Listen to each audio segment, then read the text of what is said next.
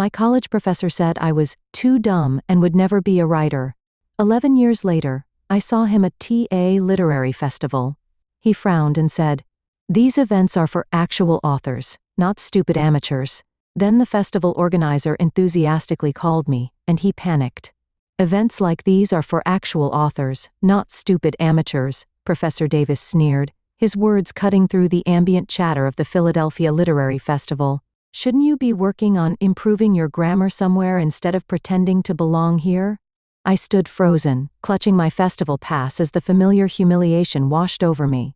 11 years had passed since I sat in his creative writing 301 class, but Professor Robert Davis hadn't changed. Same wire-rimmed glasses, same condescending tone, same ability to make me feel 2 inches tall. "I have every right to be here," I managed to say, though my voice came out smaller than intended. He snorted, looking down at me over those glasses. "Just because you bought a ticket doesn't mean you belong among literary professionals.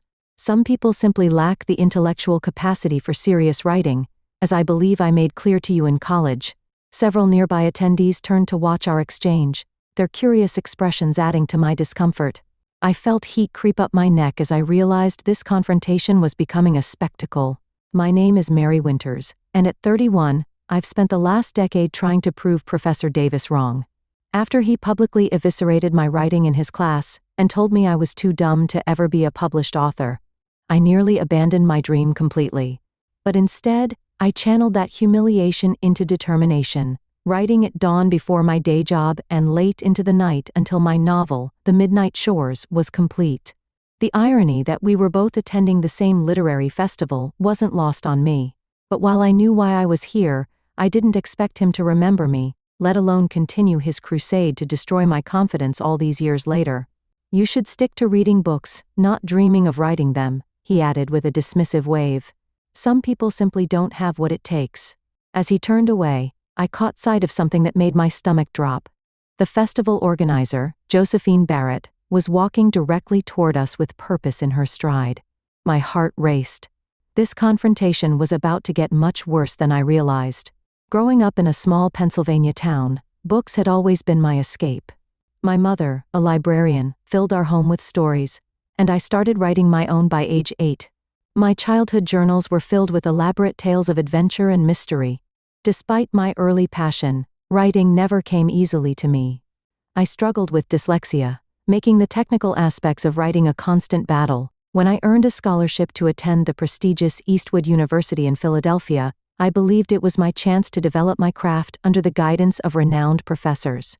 Professor Davis was a literary critic whose opinion could make or break careers. His creative writing seminar was selective, and being admitted felt like validation that my dream wasn't foolish. That illusion shattered during my first semester. While Davis praised the natural talent of other students, he seemed to take personal offense at my struggles. He would read my assignments aloud, his voice dripping with mockery as he highlighted every flaw. "This is what happens when someone without basic comprehension skills attempts literature," he once announced to the class. I worked harder than anyone, spending countless hours in the writing center and meeting with tutors. I submitted and resubmitted assignments, desperate for even the faintest praise. Instead, Davis gave me a D in the course with a final note. "Consider a career that doesn't require intellectual depth or language mastery." Despite his cruelty, some part of me still craved his approval. I believed that someone with his experience must be right, that perhaps I truly didn't have what it took. After graduation, I moved to New York, working as an administrative assistant at a publishing house while quietly continuing to write. When my manuscript was rejected 27 times, Davis's words echoed in my mind. But on the 28th submission, an editor saw potential. The first warning signs that Davis's assessment might be wrong came when my debut novel received a glowing review in the New York Times. Then came the sales numbers, the international rights deals, and finally, the call from my agent about the film adaptation. With each success, the grip of Davis's criticism loosened slightly, but never completely vanished. I hadn't planned to attend the same festival as him. My publicist had arranged my appearance months ago, keeping certain details under wraps at my request. I'd wanted to arrive quietly without fanfare. Now, watching him dismiss me once again, I wondered if I would ever escape the shadow of his judgment. "There you are, Mary. "I've been looking everywhere for you," Josephine called out, her voice carrying across the crowded atrium. My heart sank as Davis turned back toward us, his eyebrows raised with mild interest. "The production team needs you for a sound check, and the photographer from the Philadelphia Inquirer is waiting," she continued, either oblivious to or ignoring the tension between us. "We should really get you backstage before the crowd realizes you're out here." Davis's expression shifted from dismissive to confused as Josephine, the festival's executive director, took my elbow with the deference typically reserved for literary celebrities. "I'm sorry. Is there some confusion?" Davis interrupted, forcing a smile. "This is a former student of mine, certainly not someone who needs a sound check." Josephine looked between us bewildered. "Professor Davis, right? I believe you're scheduled for the academic panel tomorrow." She turned back to me. "Mary, we really should hurry. The VIP reception starts in 20 minutes, and you still need to meet with the introduction team." The color drained from Davis's face as understanding began to dawn. "Wait, you don't mean—" "Oh, I'm sorry. I assumed you knew," Josephine said brightly. "Mary Winters is our keynote speaker. Her novel has been on the New York Times bestseller list for 28 weeks now. We're absolutely thrilled she agreed to headline the festival this year." The shock on Davis's face was so profound, it might have been comical under different circumstances. His mouth opened and closed without sound as he processed this information. Several onlookers, recognizing me now that Josephine had said my name, began to whisper excitedly. "You're the Mary Winters," he finally managed. His voice suddenly stripped of its earlier condescension. The validation I had craved for so long was finally within reach. Yet as I stood there, watching him recalibrate everything he thought he knew about me, I felt strangely hollow.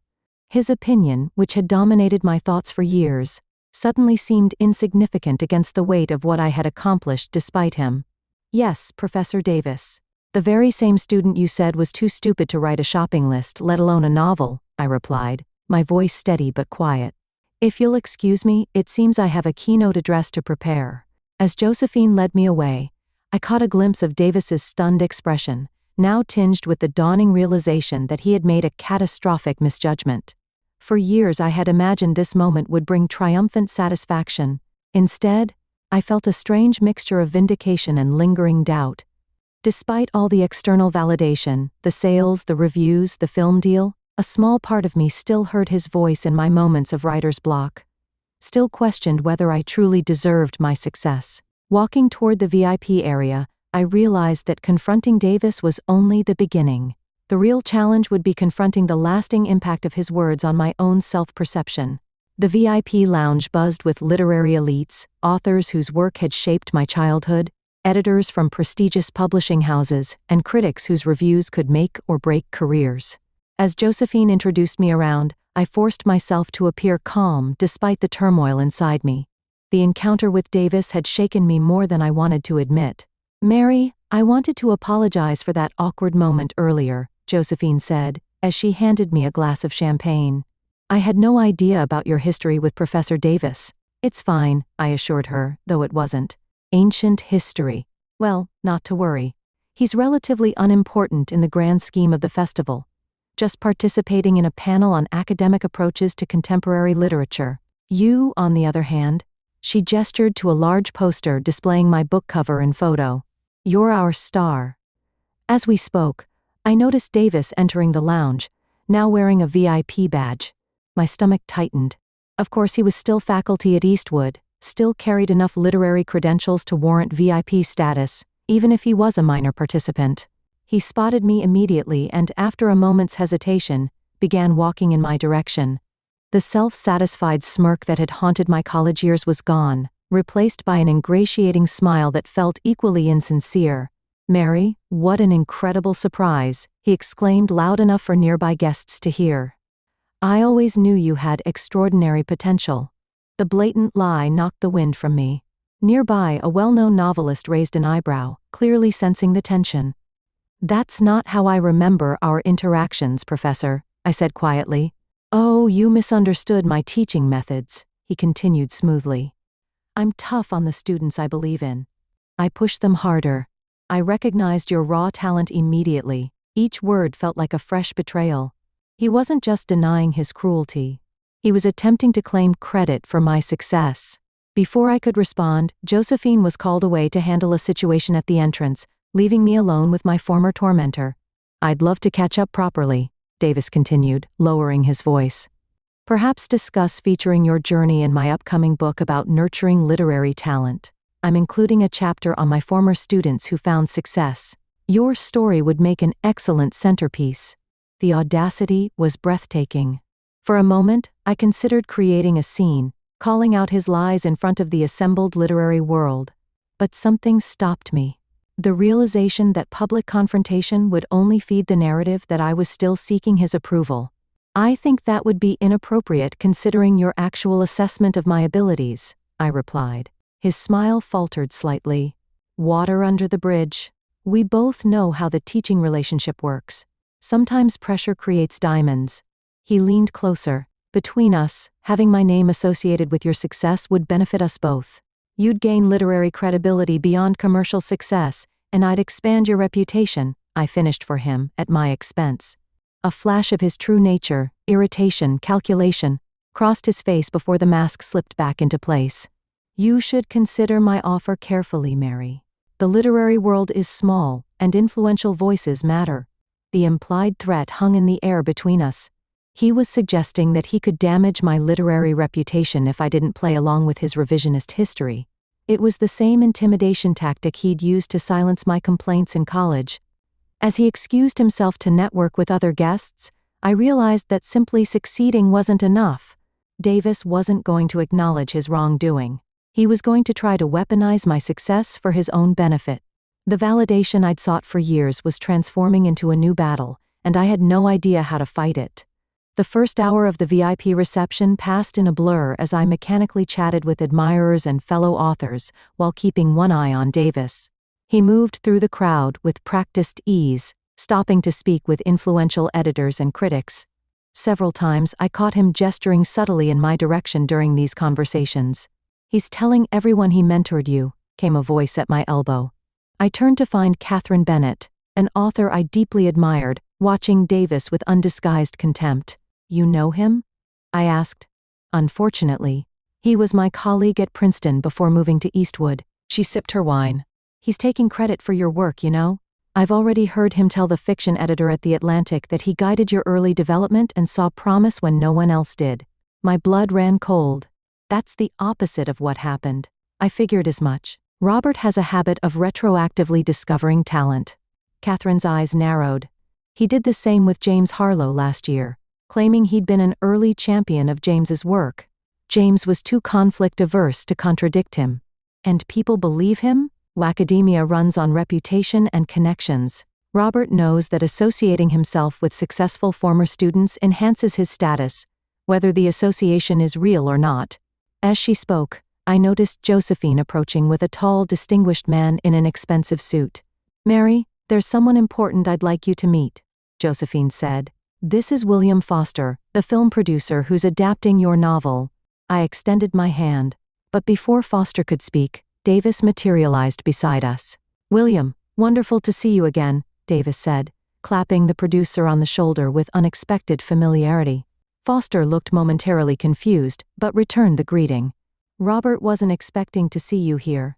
I wouldn't miss seeing my former protégé's big moment, Davis replied, placing a proprietary hand on my shoulder. Mary's talent was evident from her first assignment in my class. I still have her early work, showed such promise. I stiffened. But before I could contradict him, Foster's expression brightened with interest. Really? That's fascinating. We're in early stages of development, and I'd love to understand the genesis of Mary's unique voice. He turned to me. Mary, you never mentioned Professor Davis was your mentor. Because he wasn't, I began. But Davis smoothly interrupted. She's being modest. Mary was one of my most memorable students. In fact, I'm currently writing about her development in my book on literary pedagogy. Foster seemed intrigued. We should talk. The studio is planning a substantial marketing campaign around the film. And the story behind the story is always compelling. Davis beamed. I'd be happy to share my insights. In fact, I've been consulting on several literary adaptations recently. The conversation continued with Davis skillfully positioning himself as an authority on my work and creative process. The room seemed to spin around me as I realized what was happening. Davis was not only trying to rewrite our history, but actively leveraging my success to advance his own interests with the film producer. As they exchanged contact information, I caught sight of a familiar face across the room, Jason Miller, who had been my actual mentor during my time at the publishing house. The person who had believed in me when no one else did, who had helped me reshape my manuscript and find my voice. In that moment, everything crystallized. Davis hadn't changed. He was still the same manipulative, credit-stealing opportunist he'd always been. But now his tactics threatened something much larger than my college GPA. He was attempting to insert himself into my career, my story, my achievement. The realization struck me like a physical blow.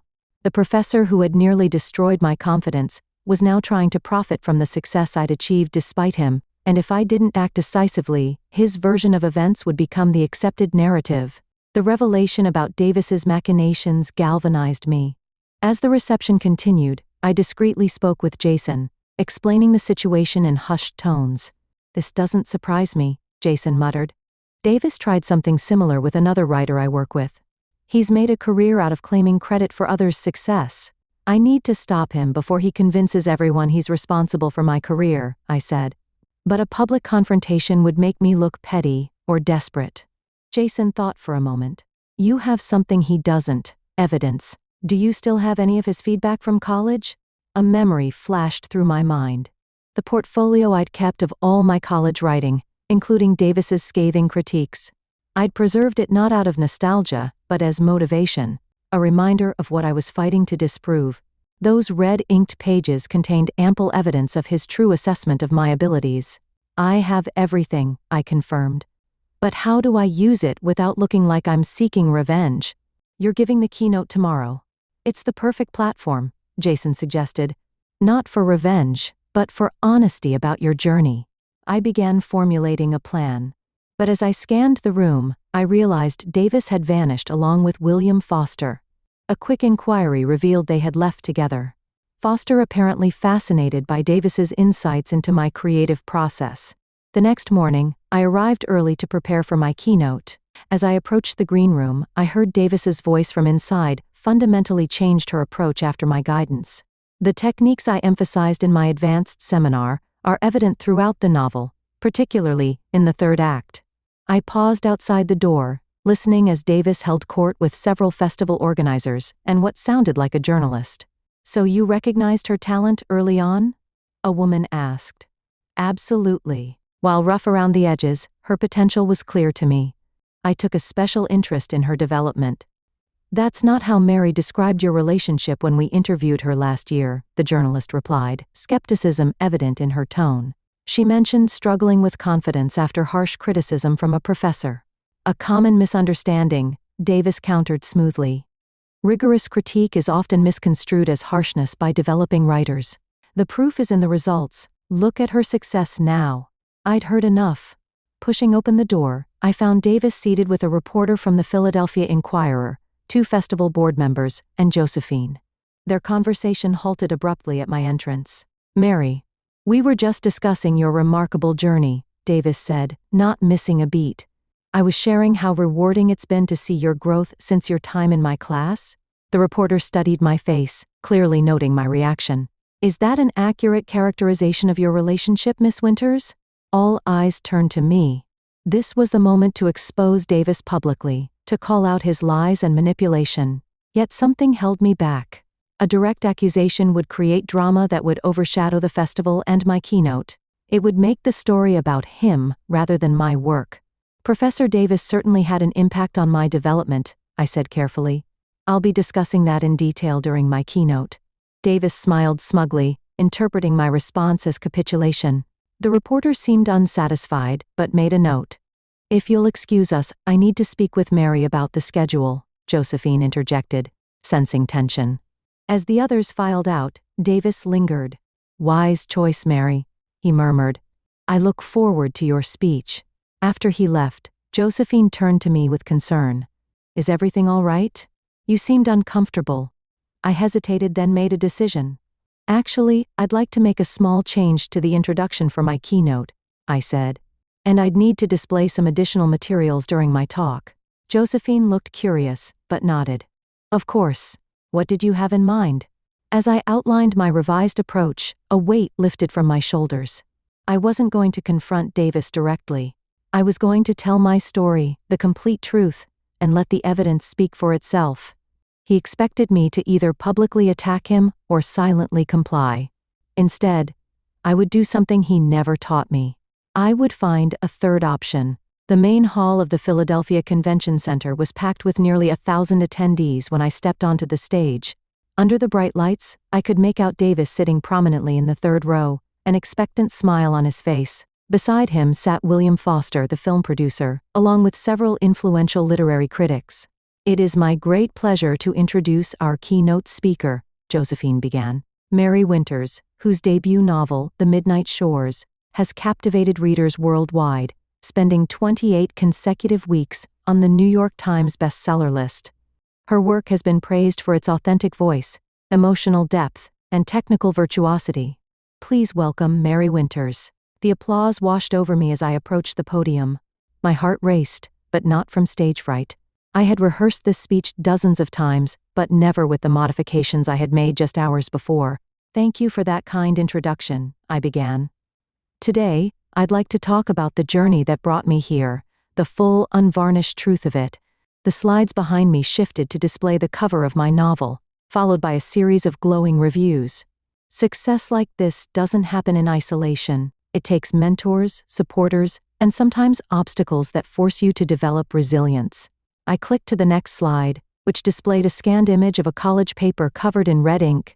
Davis's unmistakable handwriting filled the margins with comments like, hopelessly amateurish, and perhaps consider a less intellectual pursuit. This was my final assignment in Creative Writing 301 at Eastwood University, along with my professor's assessment that I was, and I quote, too intellectually limited to ever succeed as a writer. A murmur rippled through the audience. I didn't need to look at Davis to know his expression had changed.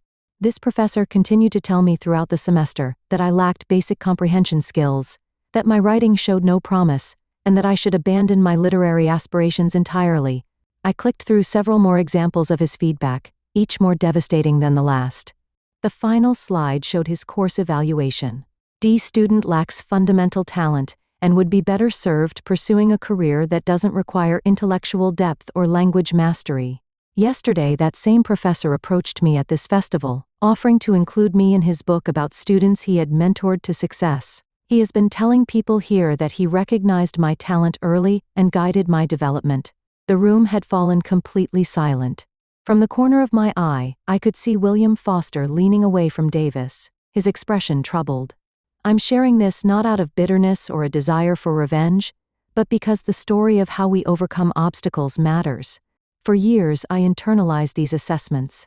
I believed I was too stupid to write, that my voice didn't matter, that I shouldn't even try. I paused, meeting Davis's gaze directly for the first time. His face had drained of color. What changed wasn't my intelligence or ability.